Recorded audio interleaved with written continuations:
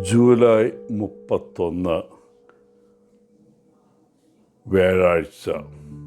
മത്തായി 13:47 മുതൽ 53 വരെ വാക്യങ്ങൾ.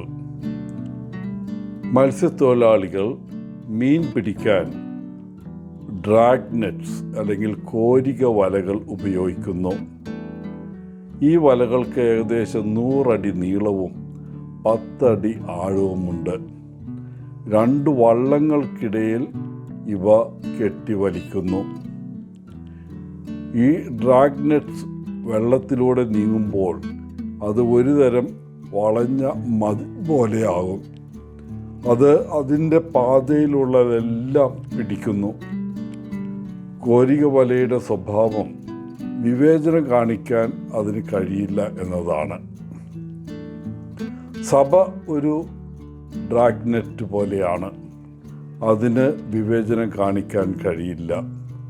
അതിൻ്റെ വാതിലുകൾ അതിൻ്റെ പാതയിലുള്ള എല്ലാവർക്കുമായി തുറന്നിരിക്കുന്നു. നല്ലവരും ദുഷ്ടന്മാരും, നിസ്വാർത്ഥരും സ്വാർത്ഥരും, ചിന്താശേഷിയുള്ളവരും ചിന്താശൂന്യരുമായ ആളുകൾ അതിൽ പ്രവേശിക്കുന്നു. ഇന്നത്തെ സുവിശേഷത്തിൽ യേശു തൻ്റെ ശിഷ്യന്മാരോട് പറയുന്നു, സ്വർഗരാജ്യം കടലിലേക്ക് എറിയപ്പെടുന്ന ഒരു വല പോലെയാണെന്ന്. സ്വാഭാവികമായും വല വിവിധ തരം മത്സ്യങ്ങളെ ശേഖരിക്കുന്നു. വല നിറയുമ്പോൾ അവർ അത് കരയിലേക്ക് വലിച്ച് എടുക്കുന്നു. എന്നാൽ ഒരു വല സാധാരണയായി മത്സ്യങ്ങൾ മാത്രമല്ല ശേഖരിക്കുന്നത്. പലപ്പോഴും മറ്റ് പലതരം വസ്തുക്കളെയോ അല്ലെങ്കിൽ തങ്ങളുടെ ആവശ്യങ്ങൾക്ക് ഉപയോഗപ്രദമല്ലാത്ത മറ്റ് സമുദ്രജീവികളുടെ ഇനങ്ങളോ ആ വല ശേഖരിക്കും. അങ്ങനെ അവർ വല കരയ്ക്ക് കൊണ്ടുവരുമ്പോൾ നല്ലതും ഭക്ഷ്യയോഗ്യവുമായതിനെ ഉപയോഗപ്രദമല്ലാത്തതിൽ നിന്ന് വേർതിരിക്കേണ്ടി വരുന്നു. സ്വാഭാവികമായും ഉപയോഗിക്കാൻ കഴിയാത്തത് മാറ്റിവെക്കുന്നു. സ്വർഗരാജ്യത്തിൻ്റെ ഈ ഉപമ ലോക അവസാനത്തിലേക്ക് വിരൽ ചൂണ്ടുന്നു. ഈ ഭൂമിയിലെ രാജ്യത്തിൻ്റെ അവസാനത്തിലുള്ള ഒരു സമയം വരും. അപ്പോൾ അതിൽ ഉൾപ്പെട്ടിരിക്കുന്നവരും ഇല്ലാത്തവരും വ്യക്തമായി വേർതിരിക്കപ്പെടും.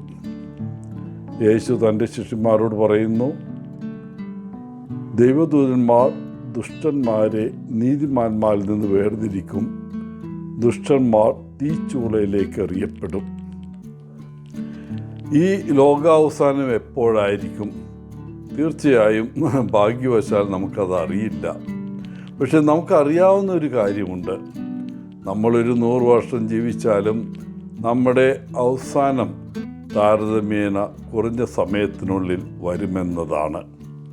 അങ്ങനെ സംഭവിക്കുമ്പോൾ നമ്മൾ ഈ ലോകം വിട്ടു പോകുന്നത് സ്വർഗരാജ്യത്തിനകത്താണോ അതോ പുറത്താണോ എന്ന്, അതായത് ദൈവത്തോടൊപ്പമാണോ അതോ അവനെതിരാണോ എന്ന് എല്ലാവർക്കും വ്യക്തമാകും.